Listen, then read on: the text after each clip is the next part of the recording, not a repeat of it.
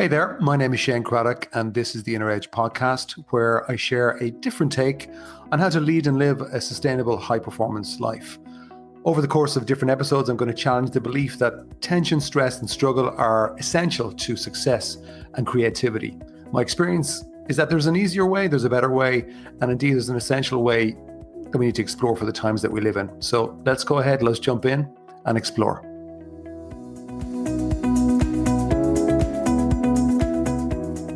Hello there. Welcome to today's episode, which I'm calling Being Okay with Anxiety, the Inner Game Most Miss. And I guess I think this is a very common area, but I think that there are very different approaches to dealing with anxiety. And what I want to pose at the start of this episode is a question I think is important to consider, which is, what if anxiety isn't the problem? What if your reaction to it is? I had a very intense, busy week with lots of different things. Yesterday, recording this on a Saturday morning, Friday, I was speaking at a big event in Dublin, in Ireland, called the All Ireland Entrepreneurs Summit. There was over 400 business leaders, entrepreneurs, CEOs, founders, senior execs, all together at Ireland's national stadium for Gaelic sports called Croke Park. It was great energy, well-organized event.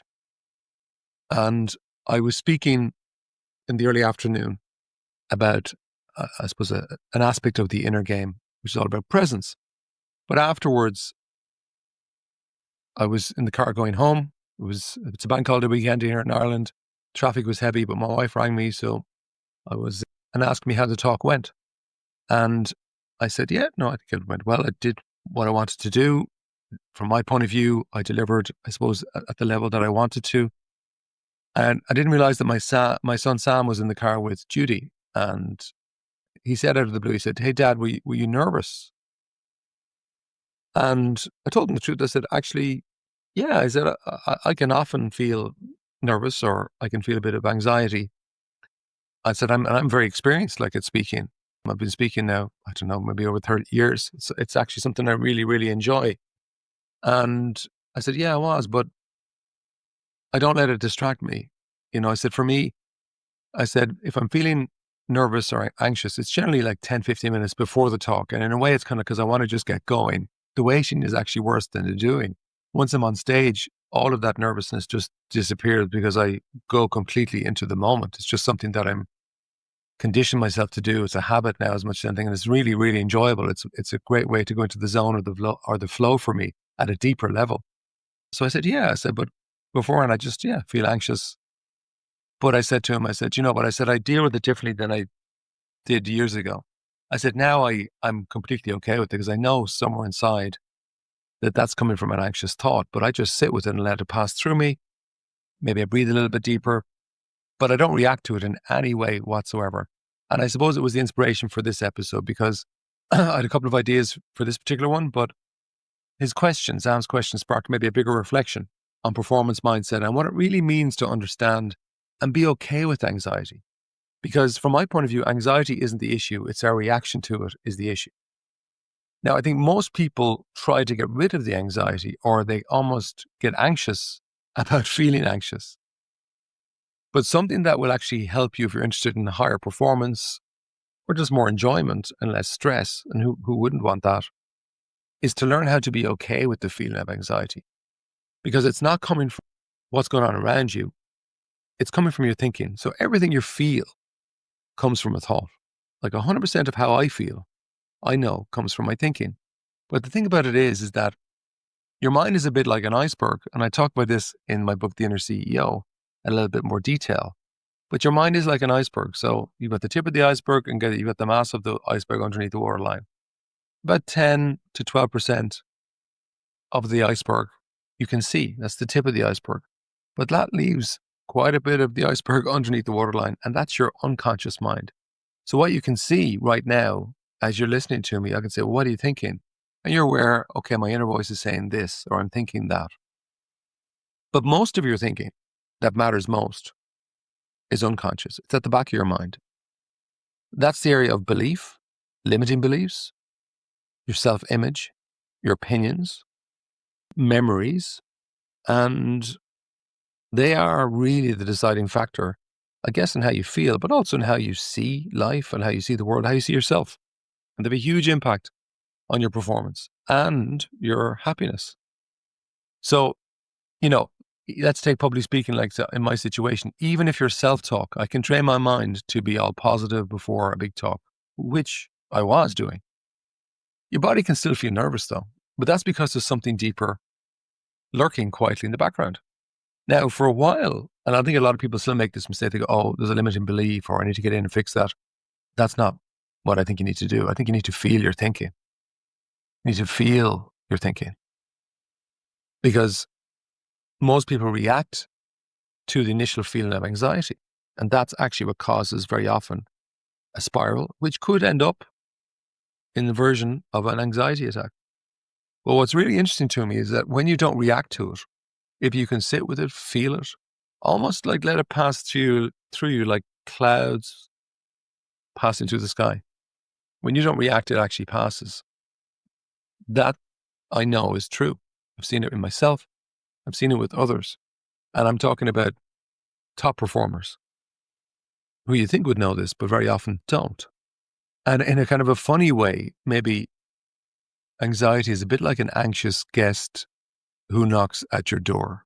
You can welcome them in and not react to them. You can ignore them and try to resist them, but they still persist.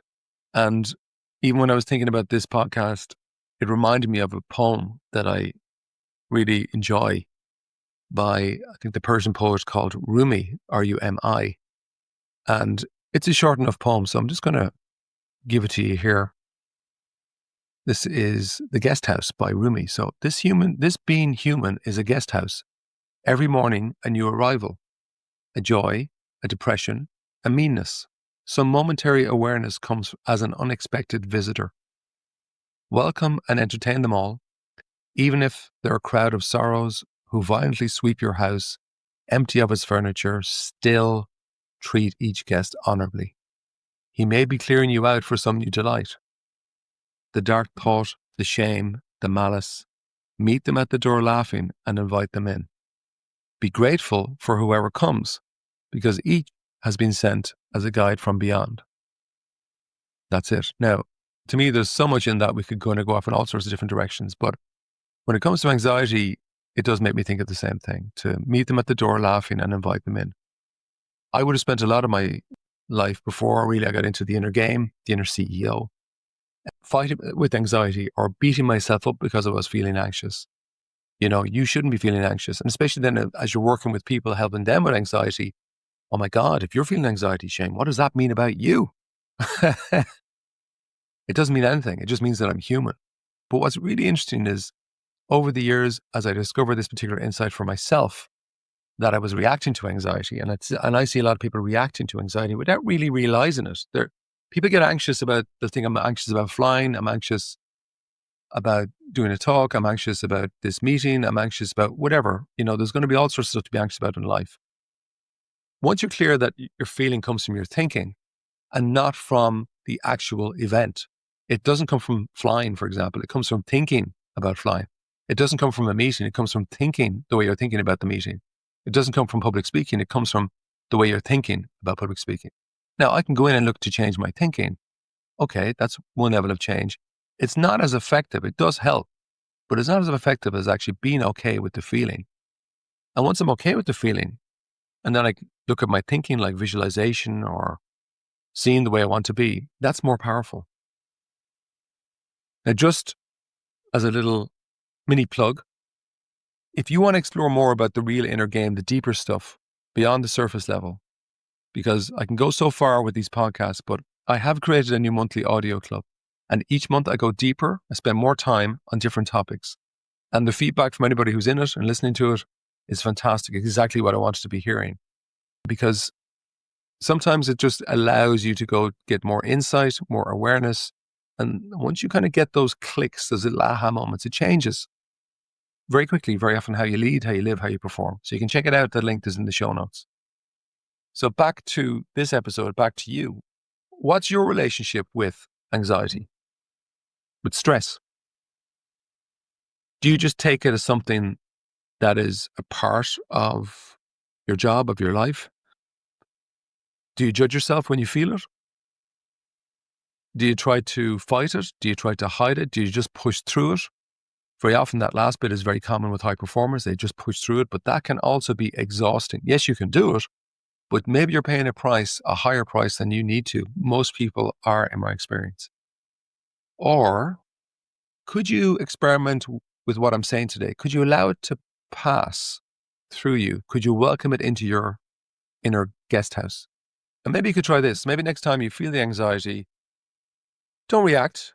To help you, just breathe deeply, and just see a cloud passing through you. Just notice it. You can name it. Name the guest arriving at your door and let it move through you. Which sounds a bit maybe weird as I'm saying it out loud, but trust me when I say it's maybe weird only because it's different and because most people don't necessarily talk about it this way, but it does work. It's very, very powerful.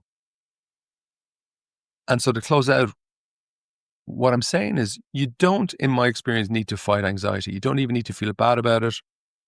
You need to stop fueling it by reacting to it. And when it comes to your performance in anything, whether it's business, speaking, sport, anything, your performance isn't defined by what you feel. It's defined by how you show up anyway. It's okay to feel nervous, anxious. It's okay. The best of the best feel it. Trust me, I've worked with enough people at the top of their game. It's true. But it's when you react to it that you compromise your ability to perform at your best. So you can experiment with it this week. That's it. Ciao for now.